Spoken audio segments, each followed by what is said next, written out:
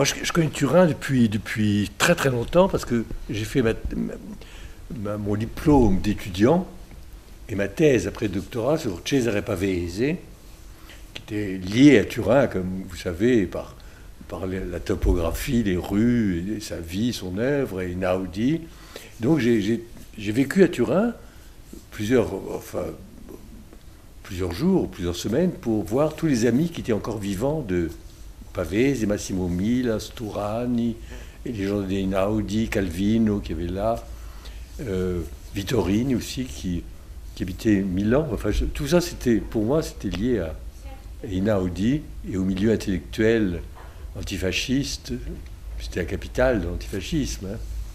Et après, j'ai connu Carlo Levi très bien. Il vivait à Rome, mais on est très très amis. Et donc tout ce milieu, pour moi, c'est très lié, très très lié à Torino. Et puis mais à l'époque, c'est une ville très noire, très grise, très sale, très.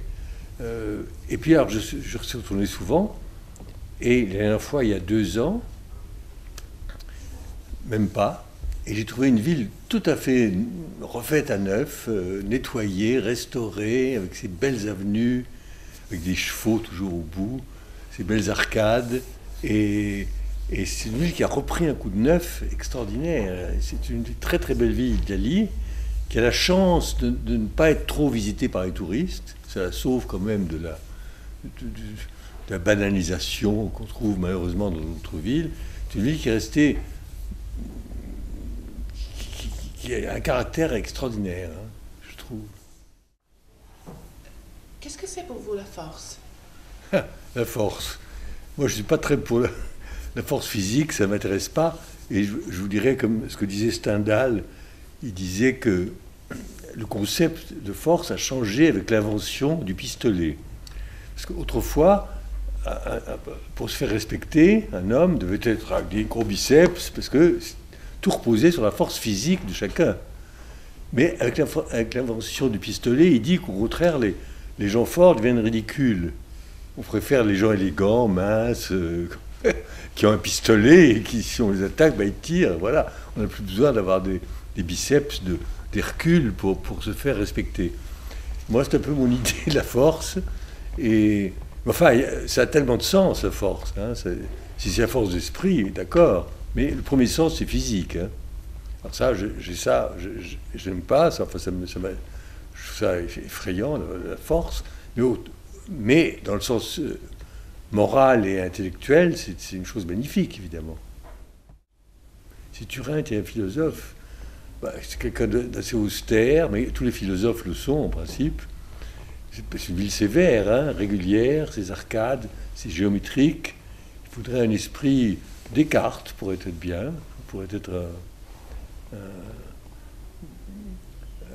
oui, quelque chose comme ça, de rationnel, parce que c'est une ville très rationnelle. C'est pas du tout italien dans le sens de désordre, confusion, petites rues, pittoresque. Non, c'est pas du tout pittoresque. C'est beau, c'est de beauté froide, mais moi je trouve ça très très beau.